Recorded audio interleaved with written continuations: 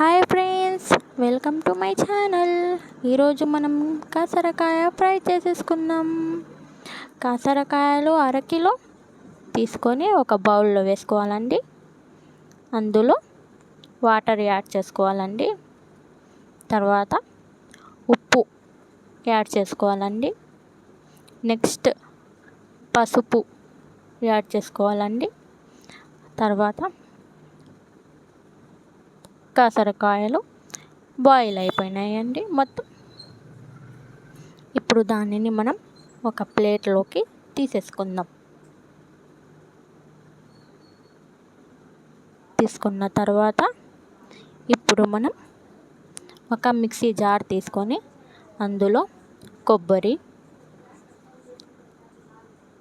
కారం, వెల్లుల్లి, ఉప్పు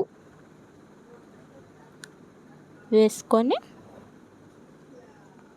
మిక్సీ పట్టుకోవాలండి. మెత్తగా మిక్సీ పెట్టుకోవాలి. మన కొబ్బరి పౌడర్ రెడీ అయిపోయింది. ఇప్పుడు మనం కడాయి తీసుకొని అందులో ఆయిల్ వేసుకొని ఆయిల్ హీట్ అయిన తర్వాత మనం ఆనియన్స్ యాడ్ చేసుకోవాలండి. ఆనియన్ కొంచెం కలర్ వచ్చిన తర్వాత అందులో మనం పోపు దినుసులు వేసుకొని కలుపుకోవాలండి. తర్వాత కరివేపాకు, 4 పచ్చిమిర్చి వేసి కలుపుకోవాలండి.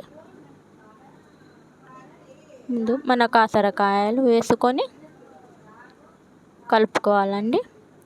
అందులో మనం కొబ్బరి పౌడర్ని వేసుకొని కలుపుకోవాలండి. మన కాసరకాయలు రెడీ. ఇప్పుడు ఒక సర్వింగ్ బౌల్లోకి తీసుకోవాలండి. రెడీ అండి. Please like, share, subscribe.